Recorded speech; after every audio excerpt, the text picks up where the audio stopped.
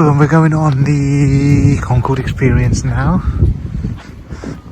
So yeah, right here, look at this. Look at that. Look at that Concorde. It's longer than I thought. Long and thin. I've not really seen the Concorde in real life, I don't think. Neither. Look, it looks like a sharp. I might have done. Very aerodynamic. Not quite close up. Yeah, we are still on the bus. Welcome along to Theme Park Gold.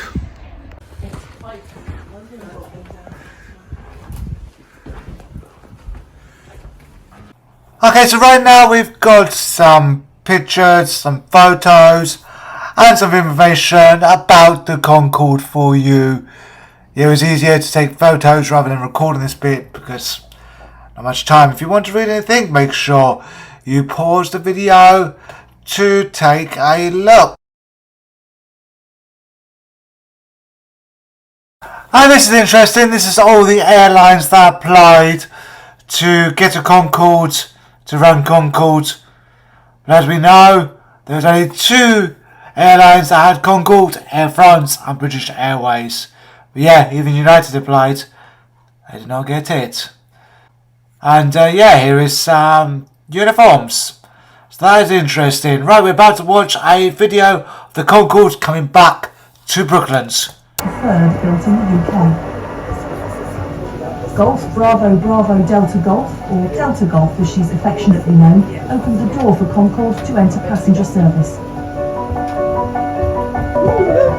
Like every other Concorde, over 30% of Delta Golf's airframe was built here at Brooklands before being shipped to Filton for final assembly. In the hands of test pilots Brian Trubshaw and Peter Baker, Delta Golf first took to the sky on February the 13th, 1974, at the start of a test program that would lead to Concorde's airworthiness certification.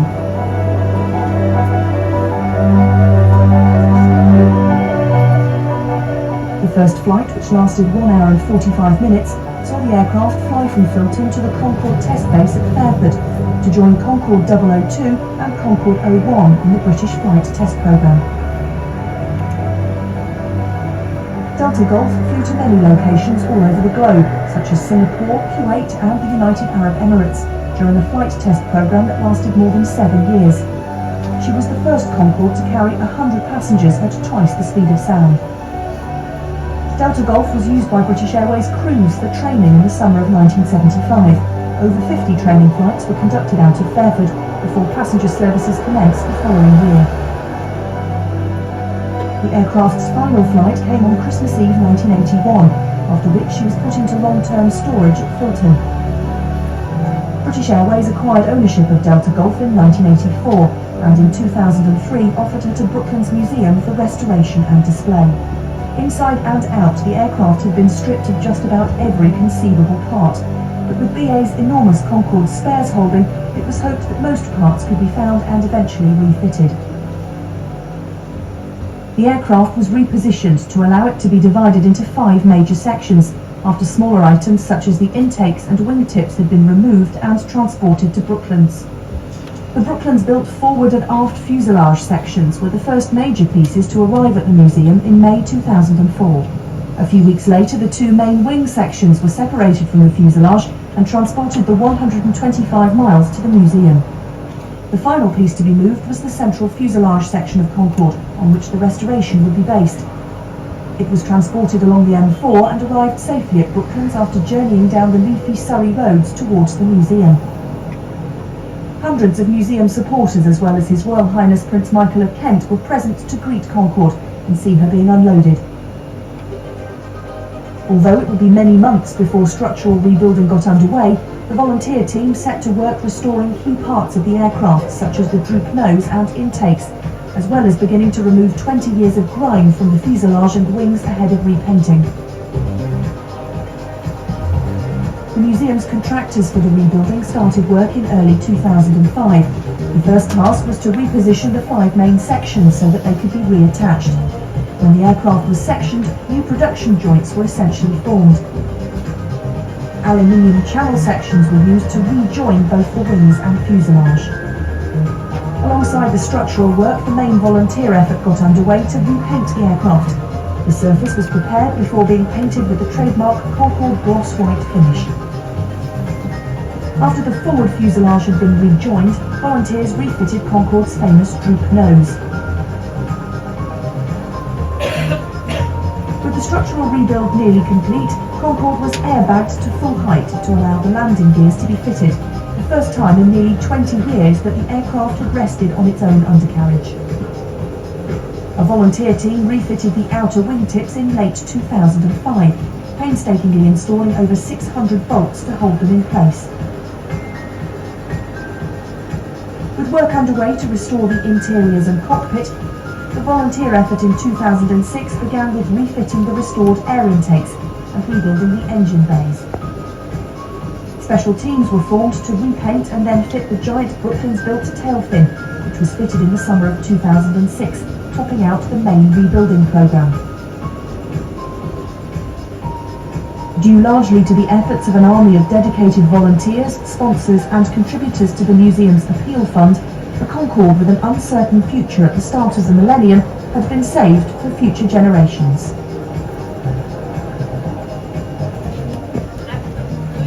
Yes, in a minute we are going to sit in the real Concorde seats, but just a little bit more museum and different look throughout the years right here.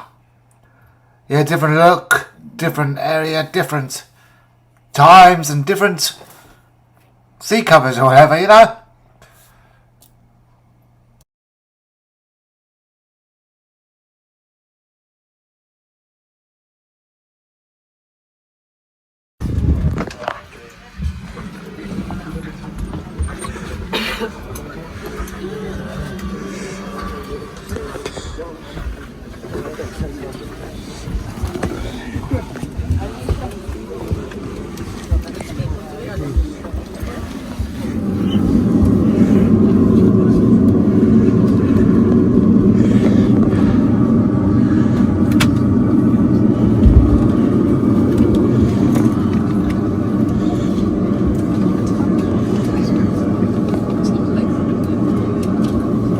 So here's a photo of me sitting in a Concorde seat.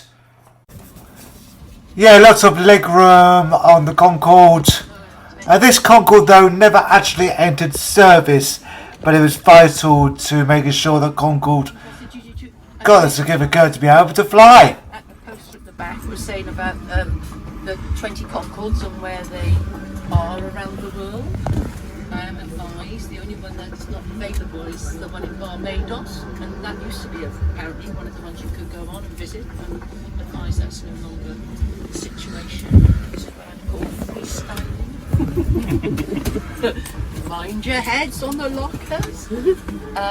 So information boards at the front. It will give you speed and height of the plane at all times. I'll have another word with you when we're safely back at Brooklands again.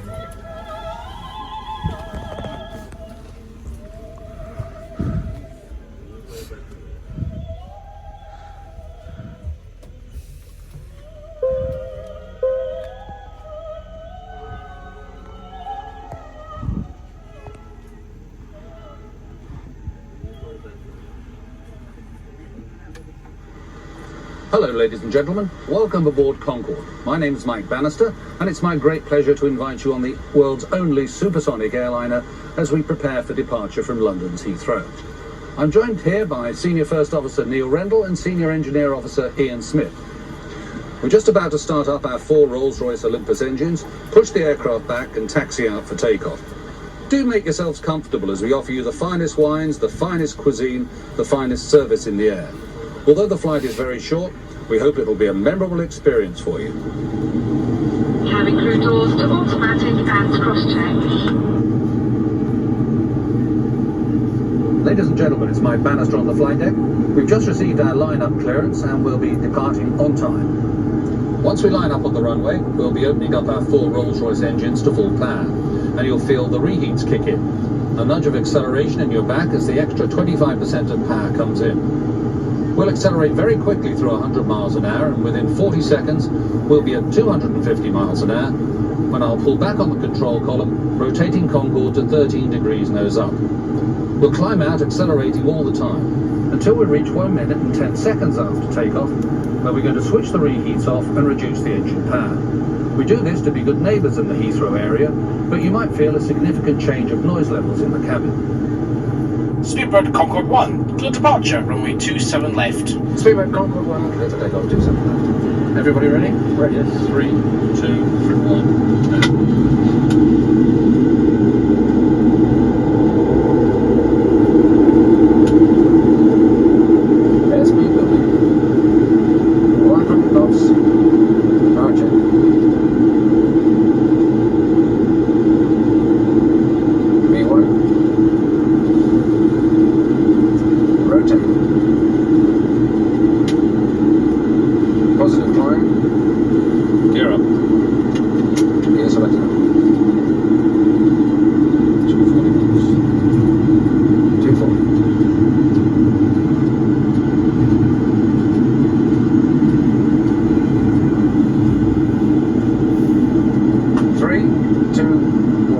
go.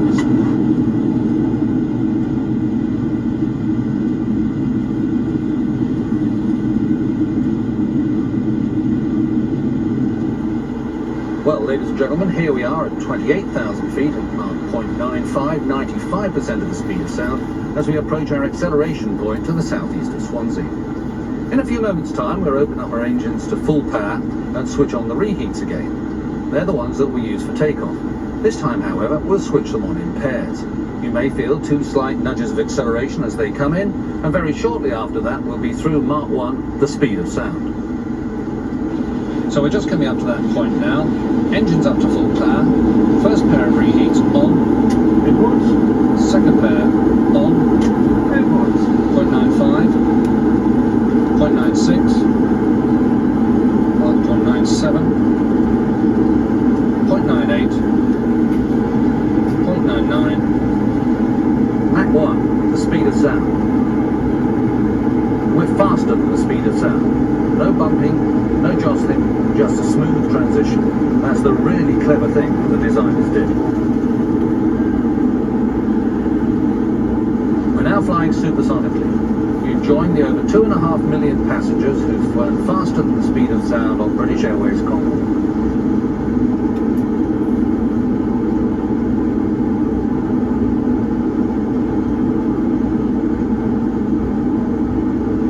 We're now approaching Mach 1.3, a really critical part of Concorde's flight profile. At this stage, we're going to have to start slowing the air down as it comes into the engines. Rolls-Royce Olympus engines can only accept air at around 500 miles an hour. When we're travelling at 1,350 miles an hour, we just have to slow that air down. We do that with a series of ramps inside to the intakes. These ramps are very accurately positioned using digital computers, the first in civil aviation history.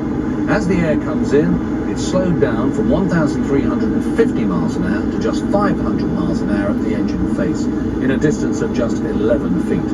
Another very clever piece of Concorde design.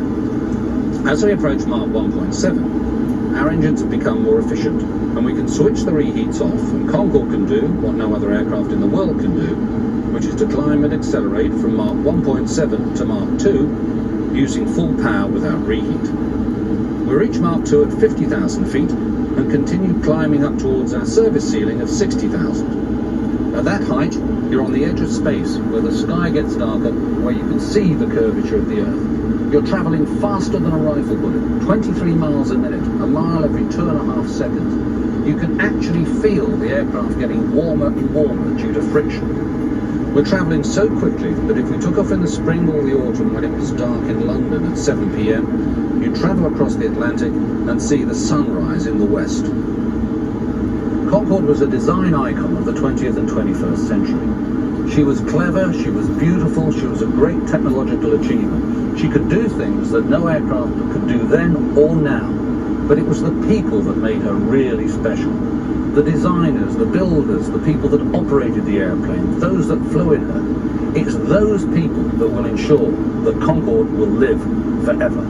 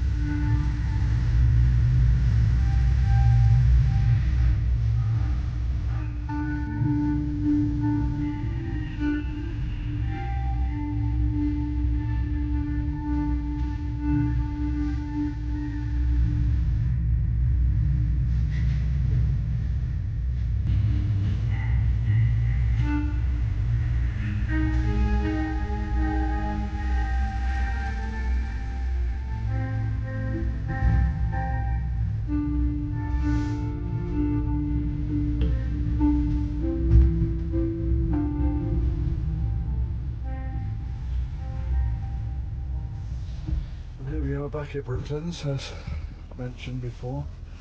Lovely view of Brooklands Clifton Suspension Bridge there in Bristol, and a lovely majestic landing at Filton.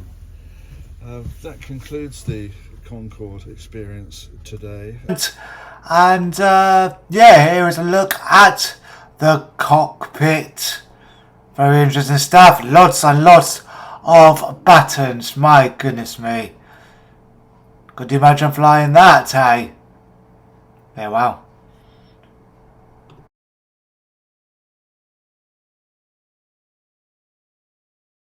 So that does complete the Concorde experience at the Brooklands Museum.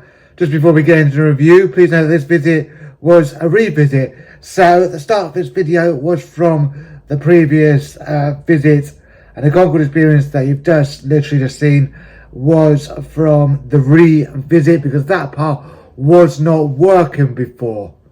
When we went in July, the Concorde experience on the video thing was not working, so we got a free return to go try it out again. That's what we've just done. Yeah, we only went back to do the Concorde experience. We didn't look around again because it's the same thing. As it's close to Thorpe Park, we went straight to Thorpe Park afterwards to have some more rides, off-peak rides. It's only 20 minutes from Thorpe Park. So the Concorde experience, well, it's okay. Bear in mind that the experience is £7 on top of the already expensive price to get in. I think it's like £30 to get in. Just under £30. The Concorde experience is kind of expensive for what it is. It should probably be included, or maybe just a slight charge of about £3.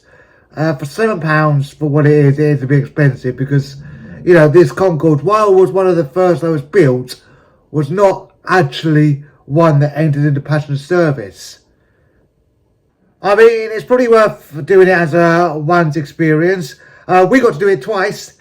Not the actual part, but we got to go into it twice.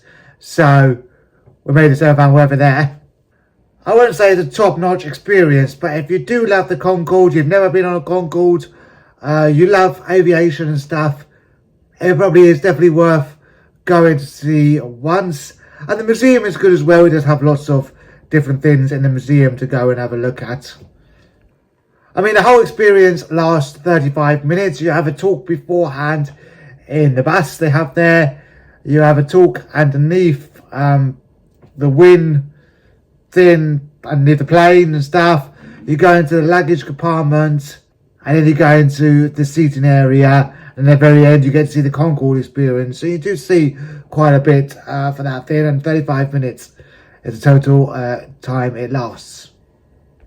If you want to go see the wrong video where the two women were chatting away again and again, I will link it in the description. But that does complete the Concorde experience. Thank you so much for watching. Make sure you subscribe to the channel. If you've not seen the actual Brooklands Museum tour, make sure you go and check that out. Again, I'll link it below. Smash a like on the video. Subscribe. Thank you so much for watching. Goodbye.